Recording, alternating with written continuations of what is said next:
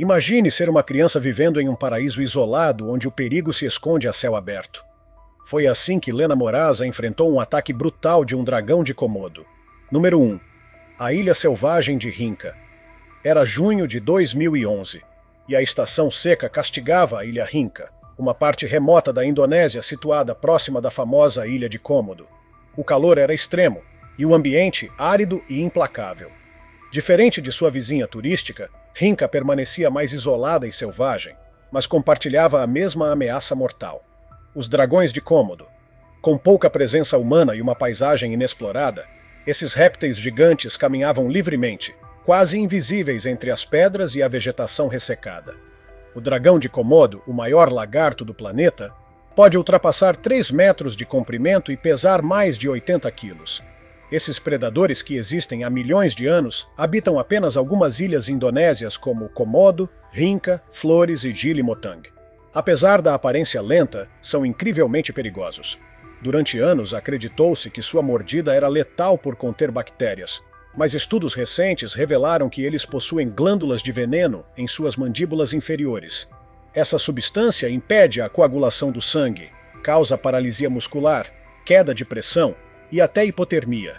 Somada aos dentes serrilhados que rasgam a carne, a mordida de um dragão costuma resultar em hemorragia severa e choque.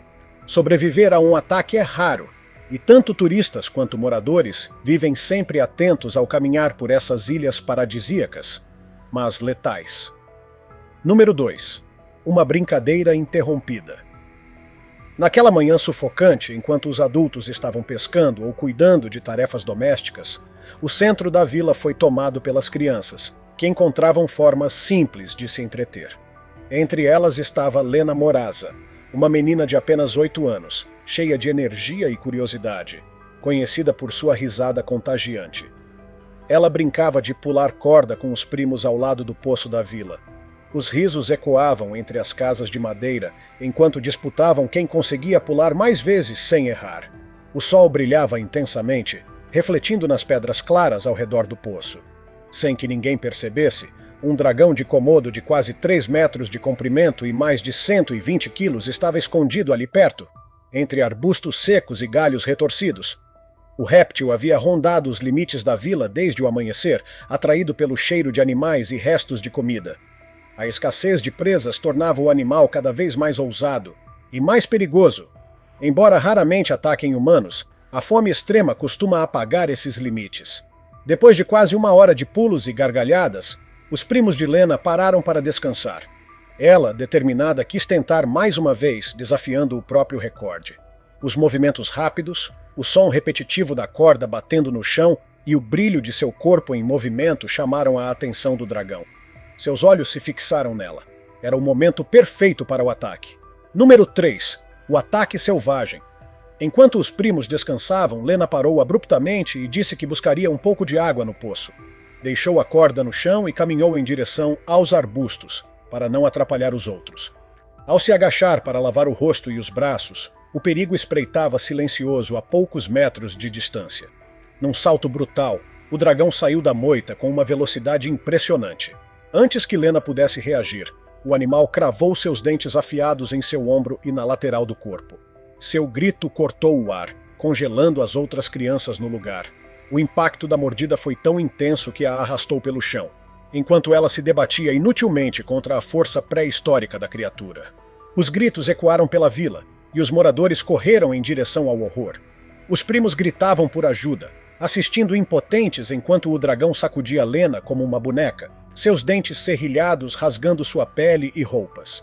Pedaços de tecido e sangue eram arremessados pelo ar a cada movimento da cabeça do animal. Mesmo com as tentativas desesperadas dos moradores de espantar o dragão com paus, pedras e baldes de água, a criatura não largava sua presa. Arrastou Lena por vários metros até a borda da mata, deixando um rastro sangrento no chão. Número 4. Um socorro tarde demais. Quando finalmente os moradores conseguiram se aproximar, a cena era devastadora. O dragão de Komodo já havia dilacerado a parte inferior do corpo de Lena, arrancando suas pernas e quadris antes de desaparecer novamente na mata densa. O que restava era apenas a parte superior do seu corpo, ainda com sinais de vida. Vários moradores se ajoelharam ao seu redor, tentando conter a hemorragia com pedaços de pano e roupas improvisadas. Lena estava consciente por poucos instantes, seu rosto pálido e os olhos arregalados, em estado de choque. Apesar dos esforços desesperados, ela não resistiu. Em poucos minutos, morreu nos braços de sua mãe, que havia chegado correndo ao local, tomada pelo desespero. Quando os socorristas finalmente chegaram, já era tarde. Lena estava sem vida, e o dragão responsável havia desaparecido na floresta fechada. Por dias, moradores armados com facões e estacas vasculharam a região tentando localizar o animal. Mas era impossível identificá-lo entre os muitos dragões que habitavam a ilha. A tragédia mergulhou a vila em luto e medo. Sabiam que agora havia um dragão com gosto por carne humana, e ele poderia voltar.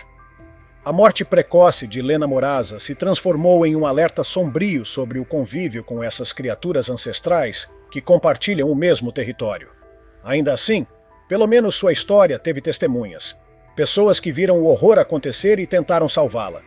Mas, e quando não há gritos? Nenhum socorro? Nenhuma testemunha? Número 5. O desaparecimento do barão suíço. Esse foi o destino de um nobre suíço que desapareceu misteriosamente na natureza selvagem da ilha de Komodo. Era 18 de julho de 1974, e o calor insuportável castigava as colinas áridas do arquipélago de Sunda Menores, na Indonésia. O barão Rudolf von Reding-Bibereg, um aristocrata suíço de 74 anos, havia saído naquela manhã com um grupo de turistas em busca do habitante mais temido da ilha, o dragão de Komodo. Para o barão, não era apenas mais uma viagem.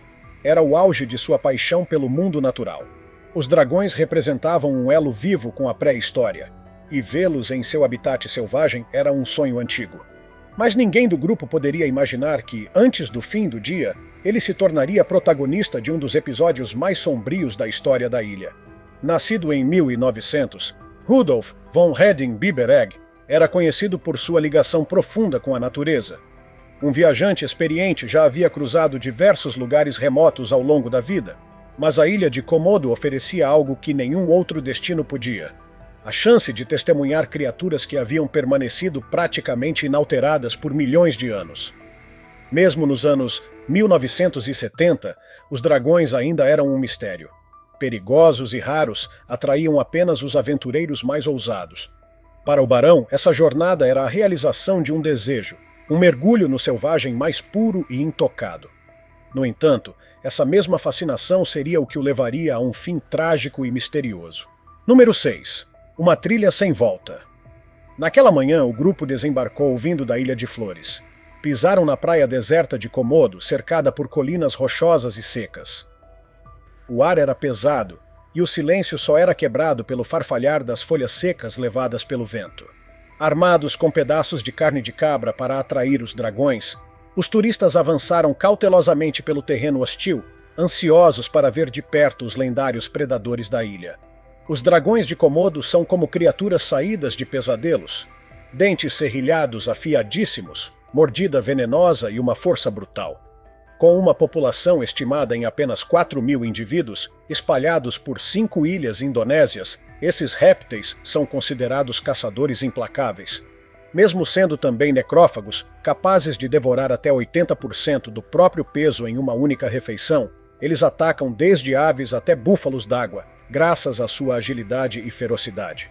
Não demorou para o grupo encontrar os famosos dragões. Eles surgiram das sombras das colinas, enormes e musculosos, com uma presença tão primitiva quanto intimidadora. Suas línguas bifurcadas vibravam no ar, captando o cheiro da carne. Em instantes, avançaram sobre o alimento com uma fúria impressionante. O barão observava, fascinado e imóvel, incapaz de desviar o olhar daquele banquete pré-histórico. O grupo inteiro ficou em silêncio, hipnotizado pela cena brutal. Após o banquete, os dragões se dispersaram e os turistas voltaram à praia para almoçar. Mas o barão não os acompanhou. Disse que voltaria ao barco sozinho.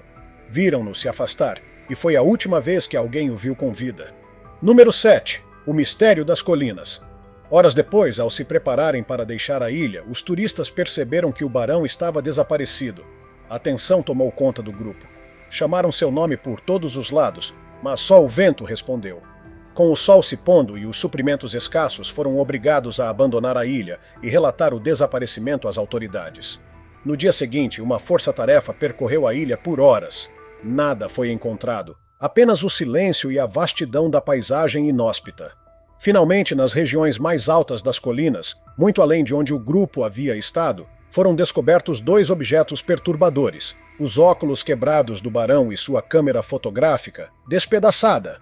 Nenhum corpo, nenhuma roupa, nenhum outro vestígio. O desaparecimento do barão Rudolf von Herding-Bibereg permanece um mistério até hoje, alimentando décadas de especulação e teorias sombrias. Especialistas acreditam que ele tenha sido seguido por um dragão, atraído por seu cheiro, enquanto caminhava sozinho. Os dragões possuem um olfato apurado, capaz de detectar presas a quilômetros de distância. Se o ataque aconteceu, deve ter sido rápido e devastador. A mordida venenosa teria causado choque e perda rápida de sangue, deixando o barão vulnerável. Incapacitado, pode ter sido arrastado para a mata, onde outros dragões, atraídos pelo cheiro, teriam se juntado para devorá-lo completamente. Esses animais são tão eficientes que conseguem consumir tudo: carne, ossos, pele. Sem testemunhas ou provas concretas, o destino do barão é uma incógnita. Mas uma coisa é certa: a natureza selvagem da ilha de Komodo o tornou completamente vulnerável. Hoje, o local onde encontraram seus pertences é marcado por um monumento simples conhecido como Colina de Rudolf. Ele permanece como um lembrete solene dos riscos de se aventurar em territórios dominados por predadores tão antigos quanto a própria Terra. Número 8. O ataque ao fotógrafo de Singapura. Em 2017, mais de 40 anos após o desaparecimento do barão suíço, um novo ataque voltaria a chocar o mundo. O cenário era o mesmo: a selvagem ilha de Komodo. Em 3 de maio daquele ano, sob o nascer do sol, as colinas escarpadas da ilha se erguiam sob um céu claro, o ar denso com o cheiro da mata e do sal do mar. Entre os poucos visitantes daquele dia estava Low Lee Yik, um fotógrafo de Singapura de 68 anos, movido pela paixão de capturar a natureza em seu estado mais puro. Para ele, aquele era mais do que um passeio. Era uma oportunidade única de registrar criaturas milenares em um dos últimos redutos selvagens da Terra. Nascido e criado em Singapura, Low era conhecido por sua calma e dedicação. Passava horas esperando o clique perfeito, e embora soubesse dos riscos, seu fascínio pelos dragões de Komodo falava mais alto. Já havia visitado muitos destinos inóspitos, mas aquele lugar, onde o tempo parecia congelado na era dos dinossauros, era especial. No dia anterior ao ataque, Low havia chegado ao Parque Nacional de Komodo acompanhado por um guia local. Viu alguns dragões, mas ficou frustrado com a falta de ação. Os animais pareciam acostumados com turistas, apáticos. Buscando algo mais autêntico, decidiu sair sozinho no dia seguinte, decisão que quase lhe custaria a vida. Número 9. Caçado em silêncio. Na manhã seguinte, Low subiu uma colina próxima, atraído pela vista panorâmica e pela tranquilidade. A grama baixa lhe dava a falsa sensação de segurança. Acreditava que, naquele campo aberto, veria qualquer perigo a tempo. Com a câmera nas mãos, concentrado nas fotos da paisagem árida, não percebeu o que se aproximava sorrateiramente. Um jovem dragão de Komodo havia detectado sua presença à distância, usando a língua bifurcada para captar sinais químicos no ar. Quando chegou perto o suficiente, atacou com brutalidade, cravou as garras na perna de Low e, em seguida, mordeu com força impressionante. O ataque durou apenas alguns segundos. O dragão fugiu logo após a mordida, mas o estrago estava feito. O sangue jorrava do ferimento, tingindo o solo seco de vermelho. A mordida, além de profunda, estava cheia de veneno anticoagulante, impedindo que o sangue estancasse. Atordoado e sozinho, Low mal teve tempo de ver a sombra do animal se afastar. A vila de Komodo ficava a 200 metros morro abaixo, distância que agora parecia impossível. Com a perna latejando e a visão turva, Low começou a descer, apoiando-se numa perna só e se equilibrando entre pedras e chão irregular. Cada passo era uma batalha contra a dor, o calor escaldante e a ameaça de desmaio. Número 10. Um resgate contra o tempo. Enquanto Low tentava descer a colina, o mundo ao seu redor parecia desabar. O sol queimava impiedosamente sua pele, o suor escorria pelos olhos e o cheiro metálico do próprio sangue o enjoava. Sua perna ferida latejava com uma dor alucinante. e a cada passo a sensação era de que ela poderia simplesmente ceder. O corte profundo causado pela mordida do dragão não só sangrava intensamente, como também carregava o perigo invisível da saliva venenosa do animal, que impede a coagulação do sangue. Mesmo assim, movido pela pura vontade de sobreviver, Lou arrastava-se colina abaixo, apoiando o peso do corpo sobre a outra perna. O solo irregular, cheio de pedras afiadas e galhos secos, dificultava cada movimento. Com as mãos, ele se equilibrava no chão áspero, deixando marcas de terra e sangue por onde passava. Seus gritos por ajuda se tornavam mais fracos a cada minuto, engolidos pela imensidão silenciosa da ilha. Depois de um tempo que lhe pareceu eterno, suas súplicas finalmente alcançaram ouvidos humanos. Moradores locais, acostumados à rotina simples e dura da ilha, foram os primeiros a responder. Ao verem um homem estrangeiro, sujo de terra, com a perna dilacerada e quase sem forças para manter-se em pé, entenderam imediatamente a gravidade da situação. Abandonaram suas ferramentas e correram ao seu encontro. Colocaram-no à sombra de uma árvore, tentando aliviar um pouco o calor escaldante. Uma das moradoras, uma parteira experiente, se ajoelhou ao lado de Lou com calma impressionante. Usando os poucos materiais disponíveis, iniciou os primeiros cuidados. Limpou a ferida com água e pressionou panos limpos sobre o corte, tentando estancar o sangramento. Sabia que não seria suficiente, mas também sabia que cada segundo a mais podia ser decisivo. Enquanto isso, outros moradores corriam para preparar o único transporte possível, um pequeno barco a motor que faria a travessia até a Ilha de Flores. Seriam cerca de 2 horas sobre o mar aberto, 2 horas que pareciam impossíveis, dada a gravidade da situação. Mesmo assim, todos se uniram, determinados a fazer o impossível por aquele homem ferido que até então era um completo estranho. Número 11. Sobrevivente marcado para sempre. A travessia até Flores foi longa e angustiante. O barco balançava sob as ondas enquanto Lou, agora deitado sobre panos improvisados, lutava para permanecer consciente. O calor e a dor se misturavam à sensação crescente de desorientação. A perna ainda sangrava, e o veneno presente na mordida agia silenciosamente, impedindo que o corpo se recuperasse por conta própria. Cada buraco no caminho, cada vibração do motor fazia sua perna pulsar de dor. Ao chegar ao Hospital Siloam, em Labuan Bajo, Lou foi imediatamente levado à emergência. A equipe médica, já acostumada com casos extremos da região, percebeu de cara a seriedade do caso. A ferida era extensa, profunda e suja, com risco elevado de infecção. Os médicos sabiam que o tempo estava contra eles. Com rapidez e precisão, iniciaram a limpeza da ferida, removendo terra, fragmentos de tecido e qualquer sinal de contaminação deixado pelo ataque. O corte era irregular e exigiu paciência. Foram necessárias 43 suturas para fechar toda a extensão da lesão. Enquanto os médicos costuravam, uma equipe aplicava antibióticos intravenosos, na tentativa de conter qualquer infecção agressiva causada pela bactéria presente na boca do dragão. Milagrosamente, Lou sobreviveu. Mesmo com todos os fatores contra ele, o isolamento da região, o tempo de resgate, o calor extremo e a gravidade do ferimento, sua força de vontade, aliada à solidariedade dos moradores e à rapidez do atendimento médico, foi o que o manteve vivo. A mordida quase lhe custou a vida, mas não levou sua paixão pela natureza. O ataque foi o primeiro registrado contra um turista estrangeiro desde o desaparecimento do barão suíço, em 1974, reacendendo o debate sobre os riscos e a segurança no Parque Nacional de Komodo. Após sua recuperação, Lou retornou a Singapura com cicatrizes que não se limitavam ao corpo. Tornou-se uma figura de alerta para futuros exploradores. A experiência o marcou para sempre, e agora fazia parte das histórias mais sombrias da ilha. Número 12. Quando o perigo invade o lar.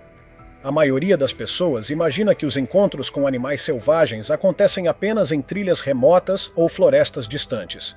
Mas em alguns lugares do mundo, como nas ilhas que formam o Parque Nacional de Komodo, até mesmo dentro de casa não há garantia de segurança.